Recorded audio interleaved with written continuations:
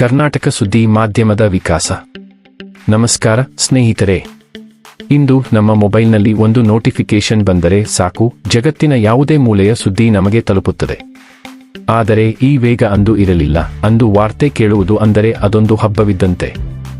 Radio ಪೆಟ್ಟಿಗೆಯ ಮುಂದೆ ಅಥವಾ ಓಣಿಯ ಯಾವುದೋ ಒಂದು ಮನೆಯಲ್ಲಿದ್ದ ಟಿವಿಯ ಮುಂದೆ ಇಡೀ ಊರೇ ಜಮಾಯಿಸುತ್ತಿತ್ತು.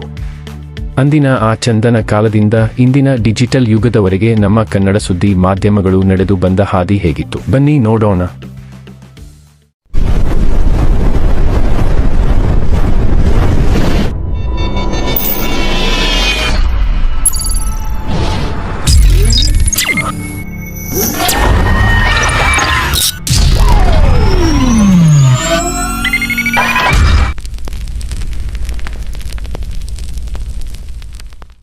ಆಕಾಶವಾಣಿ ಮತ್ತು ಚಂದನದ ಸುವರ್ಣ ಕಾಲ.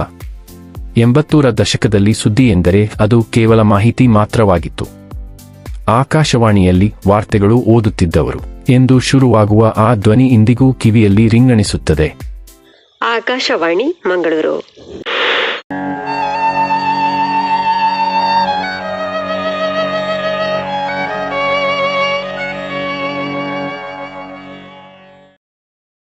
ನಂತರ ಬಂದದ್ದು ದೂರದರ್ಶನದ ಡಿಡಿ ಚಂದನ.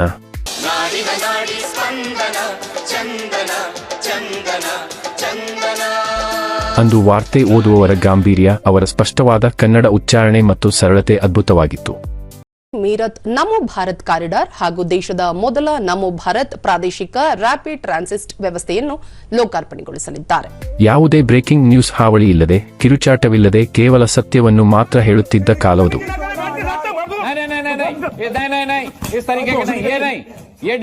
ಅಂದು ವಾರ್ತೆ ಓದುವವರನ್ನು ನೋಡಿ ಮಕ್ಕಳು ಕನ್ನಡ ಭಾಷೆಯ ಶುದ್ಧತೆಯನ್ನು ಕಲಿಯುತ್ತಿದ್ದರು. ಖಾಸಗಿ ವಾಹಿನಿಗಳ ಕ್ರಾಂತಿ.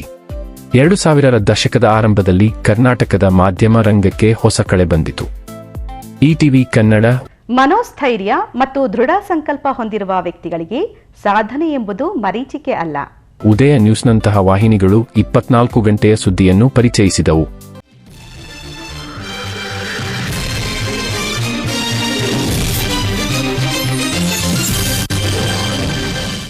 ನಂತರ ಟಿವಿ 9 ಮತ್ತು ಸುವರ್ಣ ನ್ಯೂಸ್ ಬಂದ ಮೇಲೆ ಸುದ್ದಿಯ ಸ್ವರೂಪವೇ ಬದಲಾಯಿತು. ಹಳ್ಳಿಯ ಸಮಸ್ಯೆಗಳು ರಾಜಧಾನಿ ಬೆಂಗಳೂರಿಗೆ ಕೇಳಿಸತೊಡಗಿದವು. ಸ್ಟುಡಿಯೋ ಒಳಗೆ ಕುಳಿತು ಚರ್ಚೆ ಮಾಡುವುದು, ಲೈವ್ ವರದಿ ನೀಡುವುದು ಜನರಿಗೆ ಹೊಸ ಅನುಭವ ನೀಡಿತು. ಭ್ರಷ್ಟಾಚಾರದ ವಿರುದ್ಧ ಧ್ವನಿ ಎತ್ತುವಲ್ಲಿ ಈ ವಾಹಿನಿಗಳು ಅಂದು ಪ್ರಮುಖ ಪಾತ್ರ ವಹಿಸಿದವು.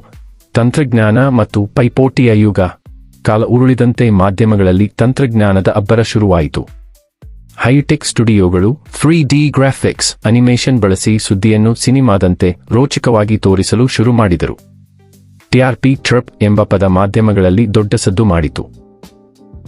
ಯಾರು ಮೊದಲು ಸುದ್ದಿ ನೀಡುತ್ತಾರೆ ಎಂಬ ಪೈಪೋಟಿಯಲ್ಲಿ ಬ್ರೇಕಿಂಗ್ ನ್ಯೂಸ್ ಸಂಸ್ಕೃತಿ ಅತಿಯಾಯಿತು.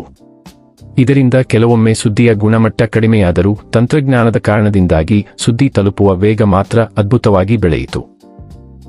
ಡಿಜಿಟಲ್ ಯುಗ ಮತ್ತು ನಿಮ್ಮ ಕೈಯಲ್ಲಿರುವ ಮಾಧ್ಯಮ. ಇನ್ನು ಈಗಿನ 2026ರ ಕಾಲಕ್ಕೆ ಬಂದರೆ ಸುದ್ದಿ ಕೇವಲ ಟಿವಿಗೆ ಸೀಮಿತವಾಗಿಲ್ಲ. ಪ್ರತಿಯೊಬ್ಬರ ಕೈಯಲ್ಲೂ ಸ್ಮಾರ್ಟ್ಫೋನ್ ಇದೆ. ಯೂಟ್ಯೂಬ್, ಫೇಸ್ಬುಕ್ ಮತ್ತು ಇನ್ಸ್ಟಾಗ್ರಾಂಗಳ ಮೂಲಕ ಕ್ಷಣಕ್ಷಣದ ಮಾಹಿತಿ ಸಿಗುತ್ತಿದೆ. ದೊಡ್ಡ ನ್ಯೂಸ್ ಚಾನೆಲ್ಗಳಿಗಿಂತ ಹೆಚ್ಚಾಗಿ ನಿಮ್ಮಂತಹ ಡಿಜಿಟಲ್ ಕ್ರಿಯೇಟರ್ಗಳು ಇಂದು ಪ್ರಭಾವಶಾಲಿಯಾಗುತ್ತಿದ್ದಾರೆ. ಹೈಪರ್ ಲೋಕಲ್ ಅಂದರೆ ನಿಮ್ಮೂರಿನ ಸಣ್ಣ ಸುದ್ದಿಯೂ ಇಂದು ಜಾಗತಿಕ ಮಟ್ಟದಲ್ಲಿ ಸದ್ದು ಮಾಡುತ್ತಿದೆ. ಆದರೆ ನೆನಪಿರಲಿ, ವೇಗಕ್ಕಿಂತ ಸುದ್ದಿಯ ಸತ್ಯಾಸತ್ಯತೆ ಮುಖ್ಯ. ಮಾಧ್ಯಮಗಳು ಎಷ್ಟೇ ಬದಲಾದರೂ ಜನರ ಧ್ವನಿಯಾಗಿ ಸತ್ಯವನ್ನು ಎತ್ತಿ ಹಿಡಿಯುವುದೇ ಪತ್ರಿಕೋದ್ಯಮದ ಅಸಲಿ ಧರ್ಮ. ಈ ಮಾಹಿತಿ ನಿಮಗೆ ಇಷ್ಟವಾಗಿದ್ದರೆ ವಿಡಿಯೋ ಲೈಕ್ ಮಾಡಿ ಮತ್ತು ಶೇರ್ ಮಾಡಿ. ಧನ್ಯವಾದಗಳು.